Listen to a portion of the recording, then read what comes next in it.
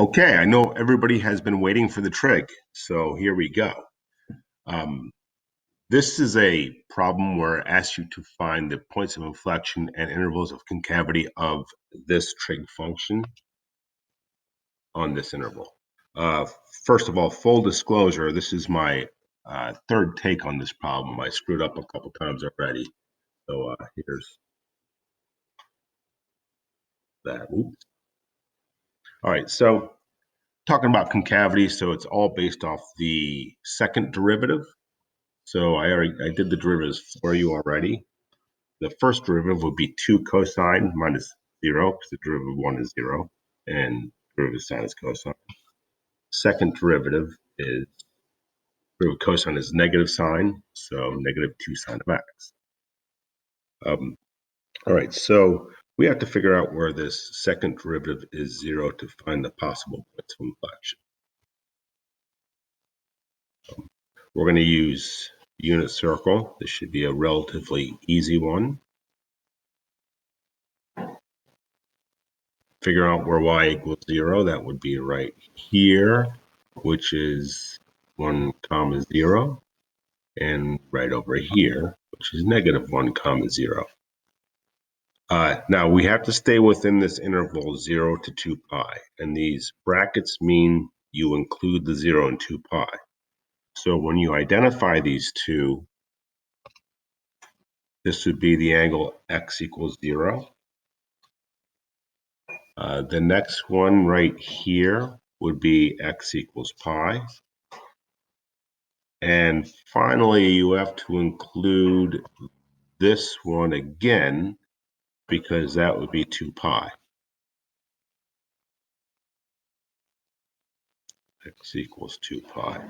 So those are your possible points of inflection. We can't call them points of inflection until we have seen that it changes concavity.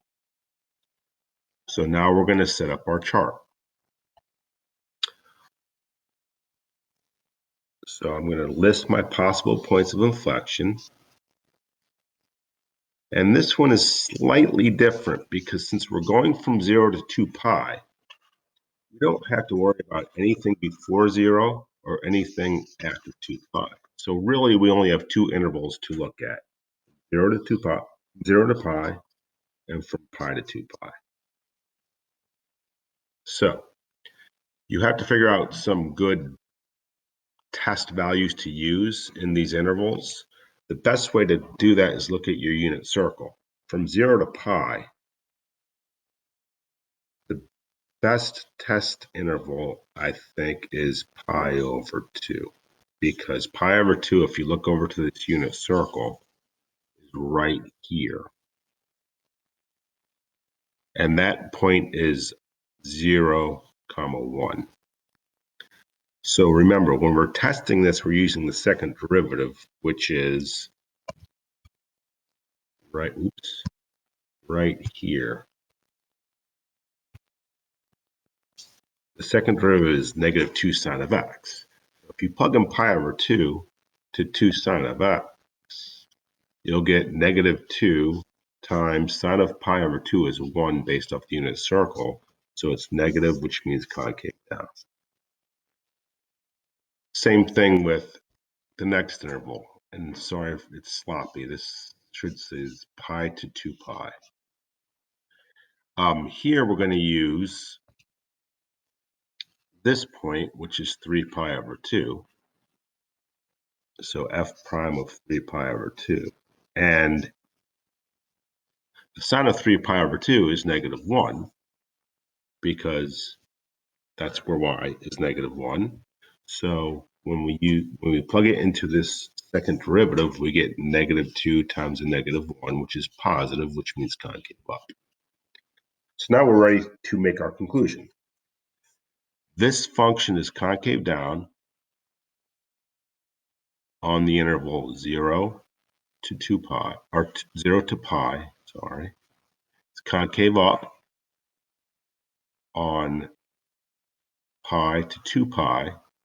And now, since it changed concavity at x equals pi, there is a point of inflection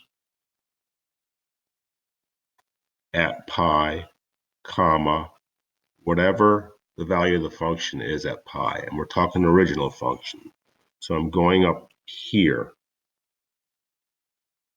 Bring this down. I'm going up to this original function. You plug pi into this original function, you get 2 sine of pi, which is 2 times 1, minus 1, which is 1. So point of inflection is pi, comma 1. That's it. Now, I'm going to check it quickly on the graphing calculator just to make sure. I typed in my original function. I'm going to zoom trig, zoom 7, because that, as you know, breaks up my intervals like the unit circle. Here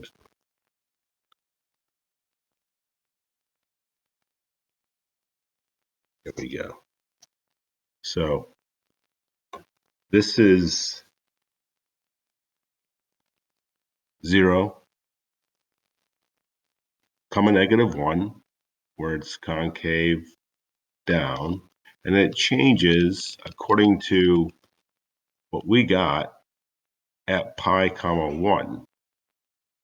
Uh-oh, this is pi comma negative 1. So that means I must have screwed up somewhere. And I did. So make sure you check these. Here's my screw up. When I plug pi into 2 sine of pi, I claim that sine of pi was 1, which it's not. We know sine of pi is 0. So this number should be 0 minus 1, which is, here we go, negative 1. And that's the importance here of checking on your graphing calculator. And that's it.